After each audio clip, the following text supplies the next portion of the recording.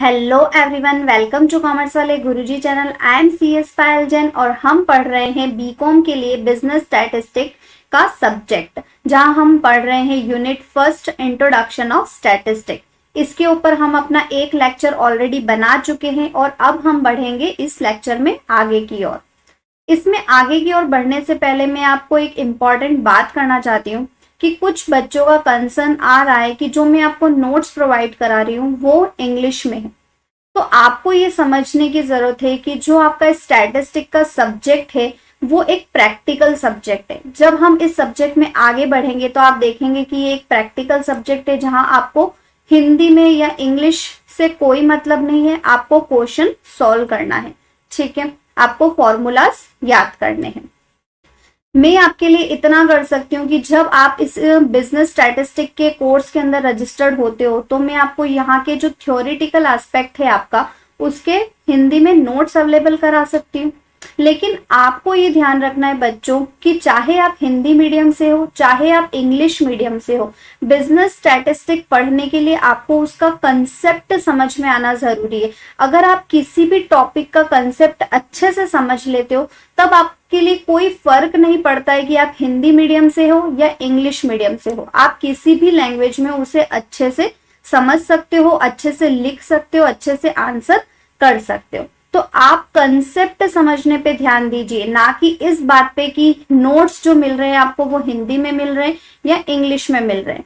ठीक है, I hope आपको मेरी बात अच्छे से समझ में आई होगी। हम इस लेक्चर में आगे बढ़ते हैं कि हमने अपने पिछले लेक्चर में देखा था, जहां हमने बिजनेस स्टैटिस्टिक का सब्जेक्ट स्टार्ट किया था, हमने देखा कि बिजनेस स्टैटिस्टिक क्या होती है, इस वर्ड बिजनेस स्टैटिस्टिक का मतलब क्या होता है, ये वर्ड आखिर आया कहाँ से है, इसकी डेफिनेशन क्या है और इस स्टैटिस्टिक की विशेषताएं क्या क्या होती है। ये सारे टॉपिक्स हम अपने पिछले लेक्चर में कवर कर चुके हैं। आज का जो लेक्चर है हमारा, उसमें हमें पढ़ना है कि जो सांख्यिकी है, बिजनेस स्टैटिस्टिक है, वो किन किन फील्ड में काम आती है, इसे आप कहाँ कहाँ पे अप्लाई कर सकते हो। हमने अपने पिछले लेक्चर में पढ़ा था कि बिजनेस स्टैटिस्टिक जो होता है उसका मतलब होता है पॉलिटिकल स्टेट। क्योंकि जब पुराना समय था, जब सांख्यिकी नई नई आई थी, तो जो आम जनता होती थी उनके सांख्यिकी कोई भी काम में नहीं आती थी। जो पॉलिटिकल लीडर्स होते थे, जो गवर्नमेंट ऑफिशियल्स होते थे, जो बड़े बड़े नेता होते थे, वो लोग इसका यूज करते थे अपनी रियासत में, अपने स्टेट में। अगर उनको कोई भी पॉलिसी लेकर आनी है तो उनके लिए वो सांख्यिकी का यूज करते थे, जहां से वो प्राइमरी डेटा खुद जाकर कलेक्ट करते थे और उससे डिजायर्ड रिजल्ट निकालते थे। ठीक है, लेकिन आज के टाइम में, जो बच्चों आज का टाइम चल रहा है, वहां पे हर एक फील्ड में सांख्यिकी का यूज किया जाता है, स्टैटिस्टिक का यूज किया जा सकता है। ठीक है, मेजर फील्ड्स है जहां पे स्टैटिस्टिक का यूज किया जाता है। आपके लिए एक बहुत इंपॉर्टेंट क्वेश्चन भी बन सकता है एग्जामिनेशन पॉइंट ऑफ व्यू से कि आप स्टैटिस्टिक की एप्लीकेशन बताइए कि वेरियस फील्ड के अंदर कहाँ कहाँ पे स्टैटिस्टिक का यूज किया जा सकता है। इसमें हम आगे बढ़ेंगे और देखेंगे कि जो पहला यूज किया जाता है स्टैटिस्टिक का, वो कौन से फील्ड में किया जाता है। यहाँ पे आपको दिया हुआ है इन स्टेट। स्टेट का मतलब होता है राज्य, यानी कि आपके देश में, आपके राज्य में स्टैटिस्टिक का यूज किस प्रकार किया जाता है। तो यहाँ पे जो स्टैटिस्टिक के यूजर होंगे वो कौन होंगे, गवर्नमेंट ऑफिशियल्स होंगे, पॉलिटिकल लीडर्स होंगे, जो बड़े बड़े नेता है जो कि पॉलिसी मेकिंग करते हैं, वो लोग इसमें आते हैं। अगर गवर्नमेंट को कोई भी फैसला लेना है कि उसे कोई भी पॉलिसी लागू करनी है, कोई नई नीतियां लागू करनी है, तो पहले उसे स्टैटिस्टिक का यूज करना पड़ेगा। मान लीजिए फॉर एग्जाम्पल, अगर गवर्नमेंट को ये निर्णय लेना है कि उसे अपने राज्य में कुछ नए स्कूल्स खोलने हैं, ठीक है, तो यहाँ पे गवर्नमेंट क्या करेगी कि पहले एक स्टैटिस्टिकल सर्वे करेगी, जहां पे वो जानेगी कि कितने स्कूल ऑलरेडी एग्जिस्ट कर रहे हैं उसके राज्य में और कितनी स्कूल्स की कमी है। तो ये एक प्राइमरी डेटा होगा जो गवर्नमेंट कलेक्ट करेगी, उसको एनालाइज करेगी और उससे डिजायर्ड रिजल्ट निकालेगी कि अब हमें इतने स्कूल्स की रिक्वायरमेंट है, और उसके उस स्टैटिकल रिजल्ट के आधार पर वो अपनी डिसीजन मेकिंग लेगी, अपना निर्णय लेगी और नई नीतियां लागू करेगी।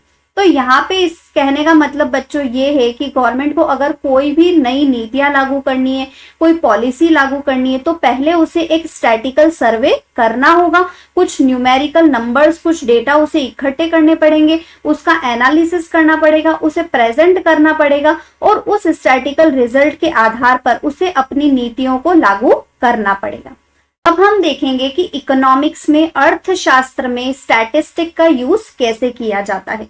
जो इकोनॉमिक्स की, अर्थशास्त्र की प्रॉब्लम्स होती है उनको स्टैटिस्टिक के जरिए दूर किया जा सकता है।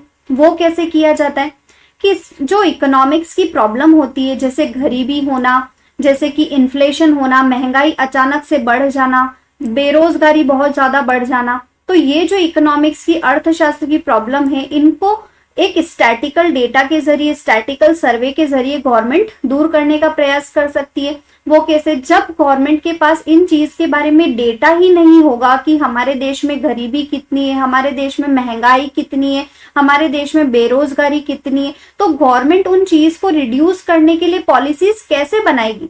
तो गवर्नमेंट को जब इकोनॉमिक की प्रॉब्लम्स को दूर करना होगा तो उसे उसके लिए रिक्वायर्ड डेटा की जरूरत होगी कि मान लीजिए गवर्नमेंट ने डेटा कलेक्ट किया कि 30% लोग जो है हमारे देश में वो बिलो पॉवर्टी लाइन रह रहे हैं। अब गवर्नमेंट ने ये डेटा कलेक्ट किया है तो अब इन 30% लोगों के लिए गवर्नमेंट जो है रिक्वायर्ड पॉलिसीज लेकर आएगी, इस प्रॉब्लम को दूर करने का प्रयास किया जाएगा। तो स्टैटिकल डेटा जो होते हैं वो इकोनॉमिक्स की जो प्रॉब्लम्स होती है उनको सॉल्व करने में बहुत ज्यादा मददगार साबित होते हैं। और इकोनॉमिक्स में जो भी लॉ अप्लाई होते हैं वो भी स्टैटिकल डेटा की मदद से ही बनाए जाते हैं। जैसे आपने पढ़ा होगा इकोनॉमिक्स में कि इकोनॉमिक्स में एक रूल होता है, लॉ होता है, लॉ ऑफ डिमांड, जो कहता है कि जब जब किसी भी कमोडिटी की प्राइसेस बढ़ेगी उसकी डिमांड कम होगी।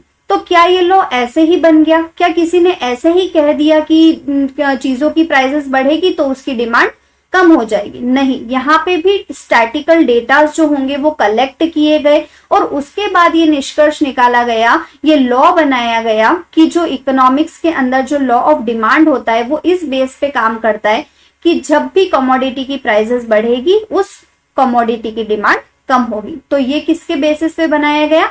स्टैटिस्टिक के बेसिस पे बनाया गया। ओके, तो आगे हमें देखना है कि बिजनेस के अंदर स्टैटिस्टिक का यूज किस प्रकार होता है। बिजनेस यानी कि व्यापार। तो एक जो बिजनेसमैन होता है, जो व्यापारी होता है, उसे स्टैटिस्टिक किस प्रकार यूज में आती है?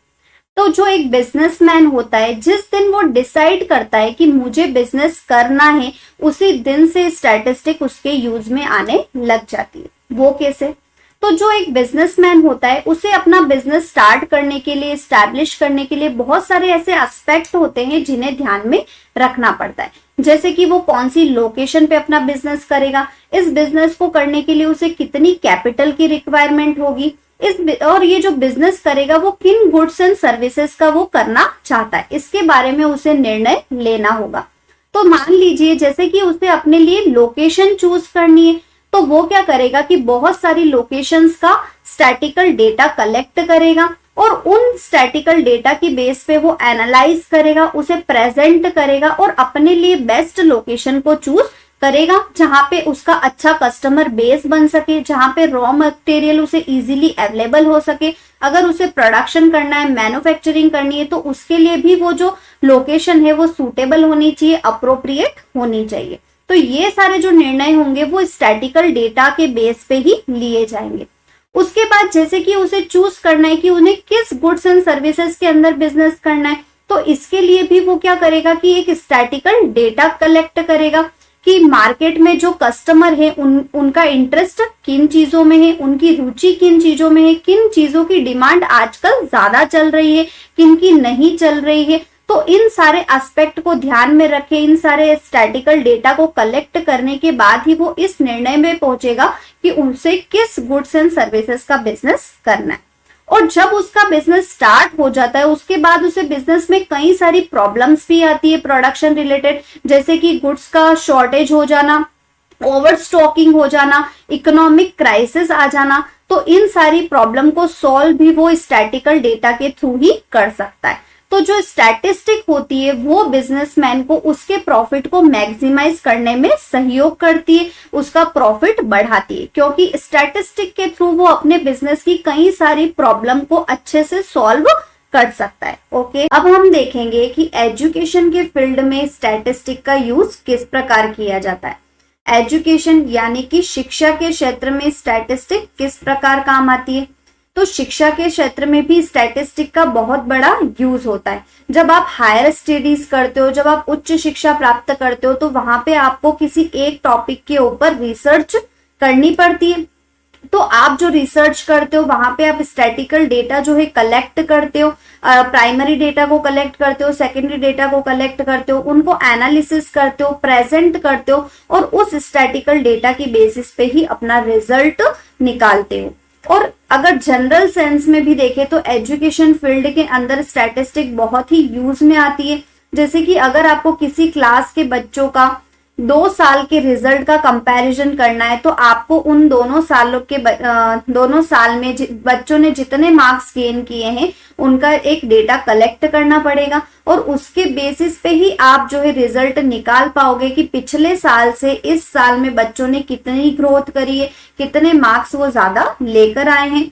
ठीक है, तो यहाँ पे एजुकेशन फील्ड में भी स्टैटिस्टिक बहुत ज्यादा काम आती है। फॉर एग्जाम्पल, अगर आपको 2 एजुकेशन इंस्टीट्यूशन के रिजल्ट के अंदर कंपैरिजन करना है, तो वहां पे भी स्टैटिकल डेटा को आप कलेक्ट करोगे दोनों इंस्टीट्यूट के, और फिर बाद में आप एनालिसिस करोगे और वहां पे आप रिजल्ट निकालोगे और उस रिजल्ट के बेसिस पे ही आप कंपेयर कर पाओगे कि उन दोनों इंस्टीट्यूट में से किस इंस्टीट्यूट ने बेटर रिजल्ट प्रेजेंट किए है। तो एजुकेशन के फील्ड में भी स्टैटिस्टिक बहुत ही ज्यादा काम में आती है।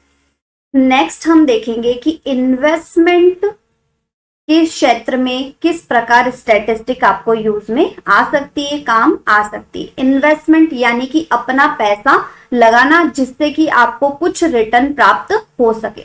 तो एज अ इन्वेस्टर आप क्या सोचोगे कि आप ऐसी सिक्योरिटीज में पैसा लगाओ जो कि आपको ज्यादा से ज्यादा रिटर्न दे और जहां पे रिस्क कम हो। ठीक है, तो ऐसी सिक्योरिटीज के बारे में आपको एक सर्वे करना पड़ेगा कि कौन कौन सी ऐसी सिक्योरिटीज है मार्केट में जो कि सेफ सिक्योरिटी है, जो कि आपको ज्यादा से ज्यादा रिटर्न दे और आपका पैसा वहां पे डूबना नहीं चाहिए। तो एक अच्छा प्रॉम्प्ट डिसीजन लेने के लिए, एक इन्वेस्टमेंट डिसीजन लेने के लिए आपको स्टैटिकल डेटा की नीड होगी। आप डिफरेंट सिक्योरिटीज के जो है डेटा कलेक्ट करोगे कि उन्होंने इतने सालों में कितना रिटर्न दिया है उनके इन्वेस्टर को, कितना रिस्क उस सिक्योरिटी के अंदर है, तभी आप एक डिसीजन ले पाओगे कि आपको कौन सी सिक्योरिटीज के अंदर इन्वेस्ट करना है जो कि आपको ज्यादा से ज्यादा रिटर्न दे सके।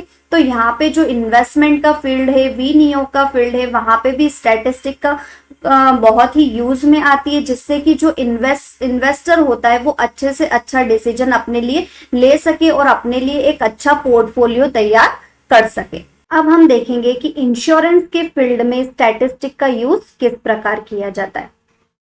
तो इंश्योरेंस के फील्ड में भी स्टैटिस्टिक बहुत ही ज्यादा काम में आती है। जैसे कि आज की डेट में बहुत सारी इंश्योरेंस पॉलिसी अवेलेबल है, तो जो इंश्योरर होगा उसे डिसाइड करना होगा कि कौन सी पॉलिसी उसके लिए सूटेबल होगी। तो यहाँ पे वो स्टैटिकल डेटा को कलेक्ट करता है कि कौन सी पॉलिसी उसे लेनी चाहिए और उस स्टैटिकल डेटा के बेसिस पे ही वो निर्णय ले पाता है, डिसीजन ले पाता है कि कौन सी जो इंश्योरेंस पॉलिसी होगी उसके लिए सूटेबल होगी। और जो इंश्योरेंस कंपनी होती है उन्हें भी अपने अलग अलग प्लान निकालने के लिए, प्रीमियम डिसाइड करने के लिए, रेट डिसाइड करने के लिए बहुत सारे स्टैटिकल डेटा की नीड होती है और उन स्टैटिकल डेटा के बेसिस पे ही वो एक डिसीजन ले पाते हैं, पॉलिसी बना पाते हैं, प्रीमियम का अमाउंट रख पाते हैं। ओके, आगे हम पढ़ेंगे कि रिसर्च के फील्ड में, शोध के फील्ड में किस प्रकार से स्टैटिस्टिक और स्टैटिकल डेटा जो है आपके काम में आता है। अगर आप किसी भी फील्ड में रिसर्च कर रहे हो, चाहे वो मेडिकल फील्ड हो गया, चाहे वो शिक्षा के क्षेत्र में हो गया, चाहे वो कानून के क्षेत्र में हो गया, किसी भी क्षेत्र में अगर आप रिसर्च कर रहे हो तो वहां पे आपको स्टैटिकल डेटा की नीड तो पड़ेगी ही पड़ेगी। यानी रिसर्च में हम क्या करते हैं कि कोई स्टडीज होती है उनको हम स्टडी करते हैं, एक नॉलेज अक्वायर करते हैं और अपना एक कंक्लूजन उसके ऊपर प्रेजेंट करते हैं, अपनी रिसर्च प्रेजेंट करते हैं। तो यहाँ पे जब आप रिसर्च करते हो तो आप बहुत सारे डेटा को कलेक्ट करते हो, प्राइमरी सोर्सेस से डेटा कलेक्ट करते हो, सेकेंडरी सोर्सेस से डेटा कलेक्ट करते हो और उन डेटा का आप एनालिसिस करते हो, उसे प्रेजेंट करते हो और उस प्रेजेंटेशन से ही आप रिजल्ट अक्वायर करते हो, नॉलेज अक्वायर करते हो और अपनी रिसर्च का एक कंक्लूजन प्रेजेंट करते हो। तो रिसर्च के फील्ड में, शोध के फील्ड में स्टैटिस्टिक बहुत ही काम में आती है।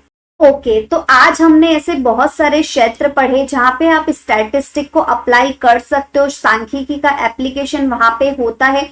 इसके अलावा भी कई सारे ऐसे क्षेत्र होते हैं जहाँ पे स्टैटिस्टिक का एप्लीकेशन होता है, जैसे मेडिकल फील्ड हो गई, एस्ट्रोलॉजी हो गई, बैंकिंग हो गई, अकाउंटिंग हो गई। तो यहाँ पे भी स्टैटिस्टिक का बहुत ही ज्यादा यूज होता है, जहाँ पे आप स्टैटिकल डेटा को कलेक्ट करते हो और उन डेटा के बेसिस पे ही आप डिसीजन लेते हो। ठीक है, तो आई होप हमने जो आज का टॉपिक पढ़ा है application of statistic in various field आपको अच्छे से समझ में आया होगा और मिलते हैं हम नेक्स्ट वीडियो में।